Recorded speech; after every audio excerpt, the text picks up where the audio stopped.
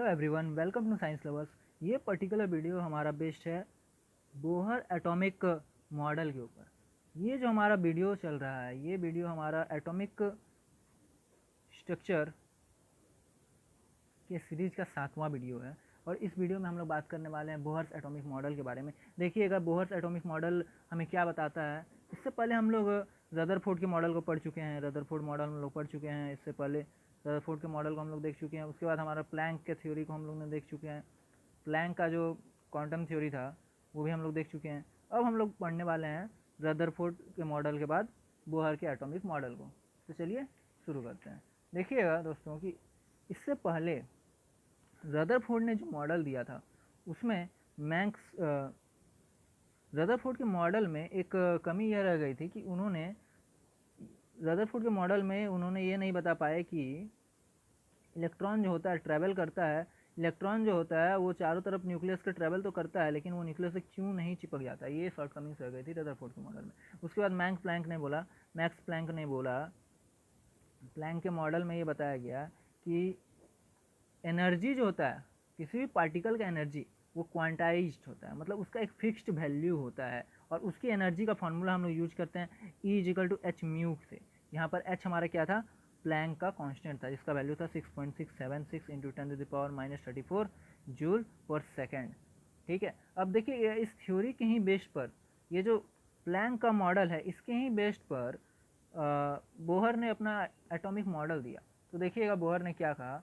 तो इंट्रोडक्शन से स्टार्ट करते हैं। नील्स बोहर के एटॉमिक मॉडल का इंट्रोडक्शन क्या है, तो इंट्रोडक्शन से देखते हैं।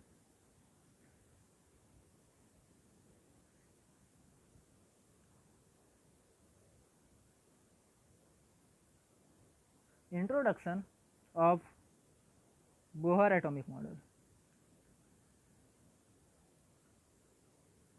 नील्स बोहर के एटॉमिक मॉडल का introduction.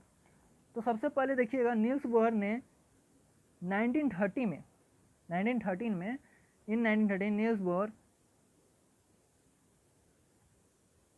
applied Planck quantum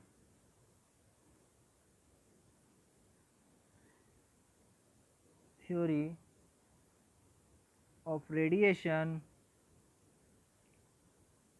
to Rutherford model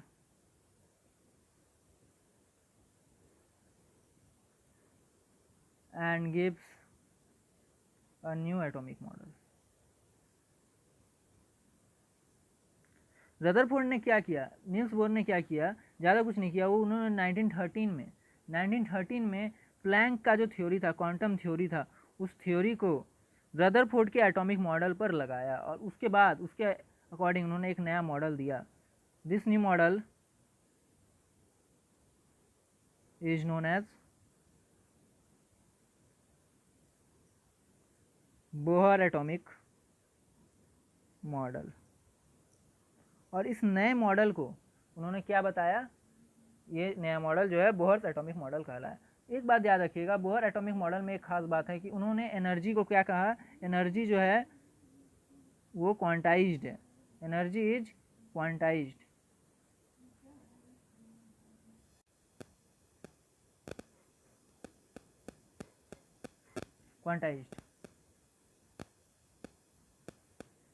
तो ये हमारा बेसिक रूल है बोहर एटॉमिक मॉडल का कि एनर्जी जो होता है ना, वो उसका एनर्जी क्वांटाइज्ड होता है। Energy of A particle is quantized. जैसे कि हम लोग E=h/μ वाला फॉर्मूला हम लोग पढ़े थे प्लैंक्स मॉडल में। ये वाला जो है, इस एनर्जी को इलेक्ट्रॉन भी फॉलो करता है अकॉर्डिंग टू नील्स बोहर। अब नील्स बोहर के एटॉमिक मॉडल की कुछ स्पेशल बातें थी, कुछ स्पेशल बातें जो हैं नील्स बोहर के मॉडल की, उसके बारे में हम लोग जानते हैं और उसको डिस्कस करते हैं।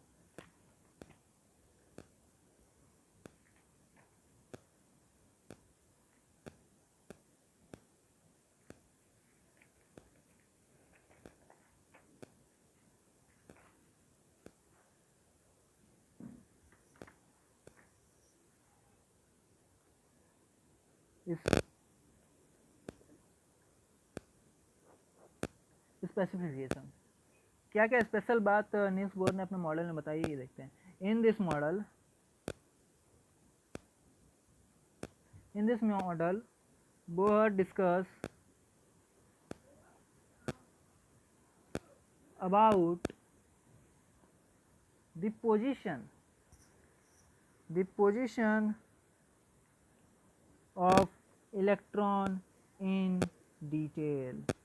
नील्स बोर ने अपने इस मॉडल में क्या किया है, एटम के अंदर इलेक्ट्रॉन के पोजीशन का डिटेल्ड में एक्सप्लेनेशन दिया है। तो देखिए उन्होंने क्या क्या कहा। सबसे पहले उन्होंने क्या कहा, he said that electron of an atom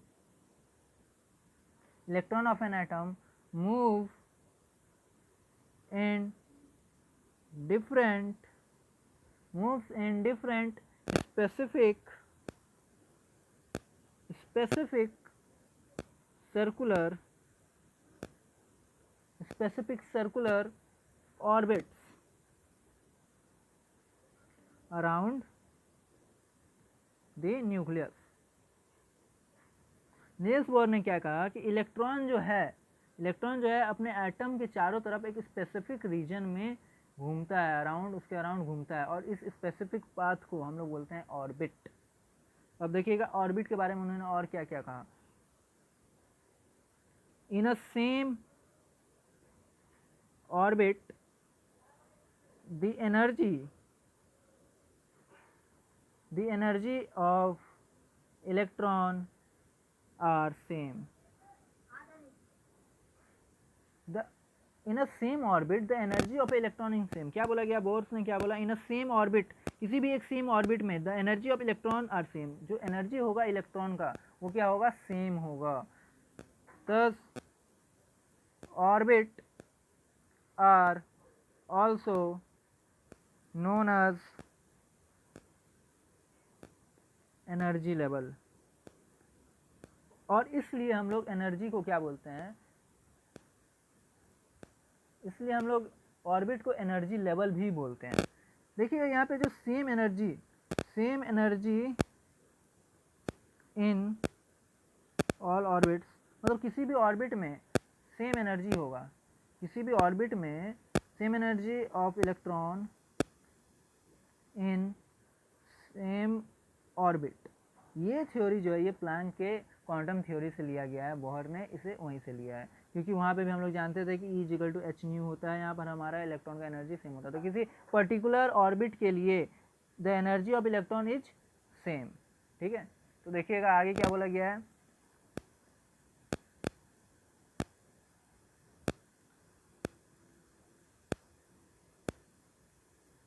stationery orbits are named as KLMN, और ऑर्बिट्स का नाम भी दिया गया। ऑर्बिट्स हम लोग देख रहे हैं कि बहुत सारे ऑर्बिट है, तो ऑर्बिट का नाम भी दिया गया। क्या क्या नाम दिया गया, KLMN, इस तरह से नाम दिया गया, और भी आगे दिया गया है। ठीक है, तो देखिएगा उसके बाद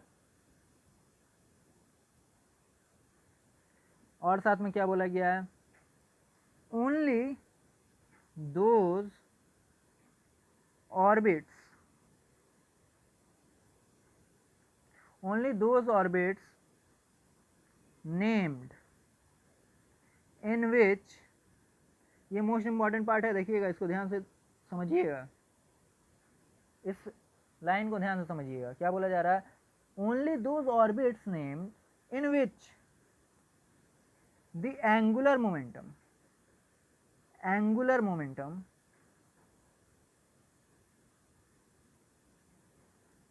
of an electron is which multiple of h by 2 pi where h is equal to Planck's constant। इस चीज़ को थोड़ा ध्यान से समझिएगा, क्या बोलना चाह रहे हैं यहाँ। बोहर ने क्या कहा, बोहर ने कहा कि वही ऑर्बिट, ओनली दोज ऑर्बिट, वही ऑर्बिट का नाम होगा in which angular momentum of a electron is multiple of h by 2 pi. मतलब किसी भी पाथ को हम लोग ऐसे ही ऑर्बिट नहीं बोल सकते हैं, किसी भी पाथ को हम लोग ऐसे ही ऑर्बिट नहीं बोल सकते हैं। एक सर्टन ऑर्बिट को बोलने के लिए उसकी क्या क्या कंडीशन है, तो उसमें से एक बहुत बड़ा कंडीशन है कि उस पाथ में, मान लीजिए यहाँ पर एक न्यूक्लियस है, इसके चारों तरफ हमारा ये पहला पाथ है, ये दूसरा पाथ है, ये तीसरा पाथ है, ठीक है। इसका नाम दिया गया के, इसका नाम दिया गया एम, ये एम, के एल एम, ठीक है। अब देखिएगा यहाँ पर जो इलेक्ट्रॉन ट्रैवल करेगा, ये इलेक्ट्रॉन मान लीजिए यहाँ पर ट्रैवल कर रहा है, तो हम लोग इसको इस तरह ऑर्बिट नहीं बोल सकते। ऑर्बिट बोलने के लिए एक मेन क्राइटेरिया ये है कि यहाँ पर जो मास होगा, मान लेते हैं यहाँ पर एक हमारा इलेक्ट्रॉन है, ठीक है, और ये इस v वेलोसिटी से जा रहा है, और इसका डिस्टेंस यहाँ से r तक क्या है, ये रेडियस ऑफ एटम है, और यहाँ पर हमारा ये v वेलोसिटी से जा रहा है। तो इसका जो एंगुलर मोमेंटम होगा, ऑर्बिट हम लोग किसको बोलेंगे, ध्यान दीजिएगा, एंगुलर मोमेंटम कितना होना चाहिए इसका, एंगुलर मोमेंटम जो होगा एम वी आर, ये हमेशा मल्टीपल होना चाहिए h/2π के। मतलब क्या इसका मतलब ये है कि इलेक्ट्रॉन केवल उन्हीं ऑर्बिट्स में ट्रैवल कर सकता है या फिर उन्हीं ऑर्बिट के अराउंड घूम सकता है जिसका एंगुलर मोमेंटम h/2π के मल्टीपल हो। अब मल्टीपल मतलब n का वैल्यू यहाँ कुछ भी हो सकता है, यार n = 1 2 3 कुछ भी हो सकता है। तो ये हमारा बोहर का मोस्ट इम्पॉर्टेंट पार्ट है। ये इसने बोहर ने बोला कि किसी भी ऑर्बिट का अगर एंगुलर मोमेंटम h/2π के मल्टीपल होता है, तभी उस ऑर्बिट में इलेक्ट्रॉन ट्रैवल कर सकता है या उसके अराउंड घूम सकता है, ठीक है। यहाँ पे देखिएगा,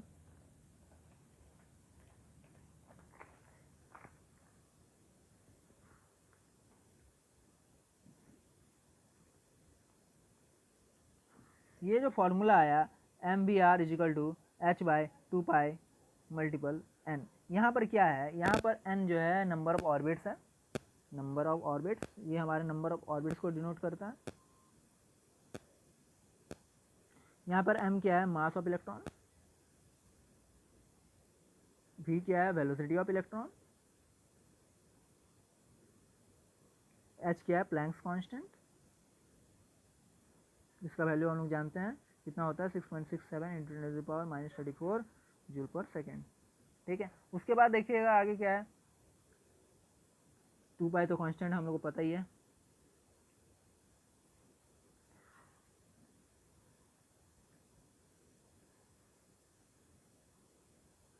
From this atomic model,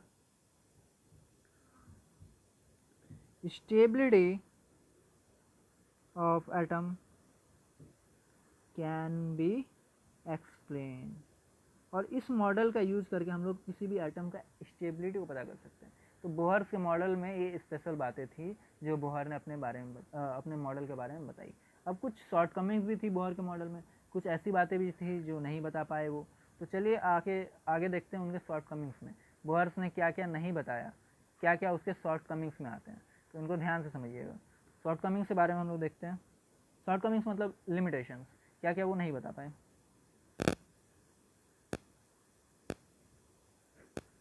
Bohr's model में क्या क्या शॉर्टकमिंग्स था, तो सबसे पहला शॉर्टकमिंग्स तो ये था कि with the help of this theory atoms of the higher atomic number can't be explained. क्या बोला है उन्होंने, with the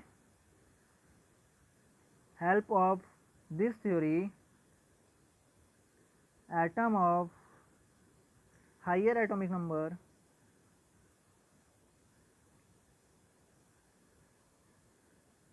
can't explain. Higher atomic number के लिए हम लोग इसको डिफाइन नहीं कर सकते, मतलब इस मॉडल से, इस एटॉमिक मॉडल से हम लोग हायर एटॉमिक नंबर वाले मॉडल्स को डिफाइन नहीं कर पाते हैं। उसके बाद दूसरा इन्होंने क्या बताया, using this model the energy levels of the atom can not be predicted in advance. Using this model the energy levels of atom can't be predicted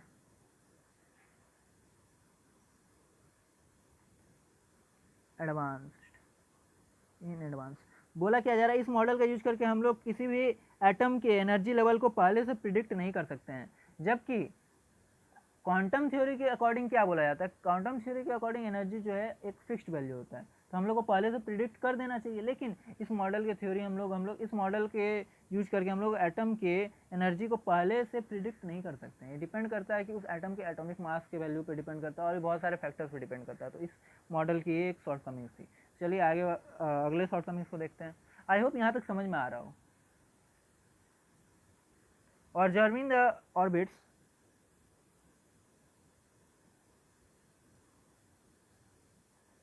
the orbits of the atom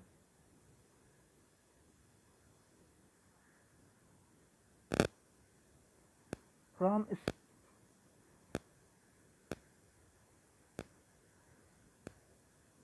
observing the orbits of atom from stethoscope, there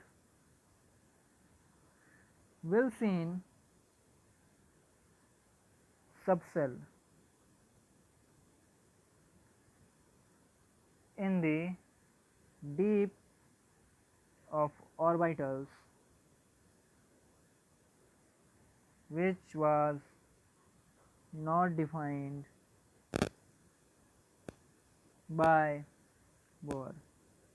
किसी भी orbit को जब हम लोग stethoscope से देखते हैं, stethoscope से देखने के बाद उसके अंदर बहुत छोटे छोटे सबसेल नज़र आते हैं और इन सबसेल्स के बारे में बोहर ने कुछ नहीं बताया था।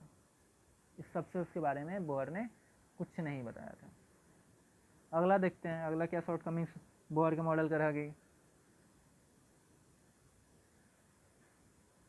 The model cannot express the effect of an electron on the other। देखिए हम लोग जानते हैं कि एक ऑर्बिट में, फॉर एग्जांपल यहाँ पर एक हम ऑर्बिट बना रहे हैं, तो यहाँ पर इस सेकंड वाले ऑर्बिट में हम लोग जानते हैं कि 8 इलेक्ट्रॉन रहते हैं, या फिर पहले वाले में मान लेते हैं 2 इलेक्ट्रॉन रहते हैं। तो दोनों इलेक्ट्रॉन आपस में क्या इफेक्ट करेंगे, ये इलेक्ट्रॉन इसको कैसे इफेक्ट करेगा, ये इलेक्ट्रॉन इसको कैसे इफेक्ट करेगा, इस बारे में नील्स बोर ने कुछ नहीं बताया।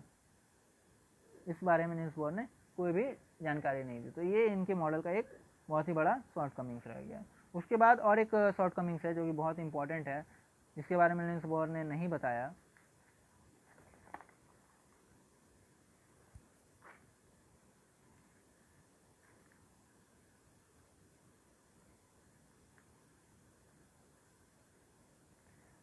Bohr model of atom also failed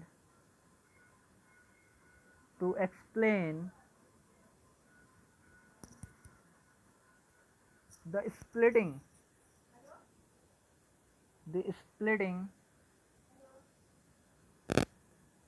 of spectral lines in a magnetic field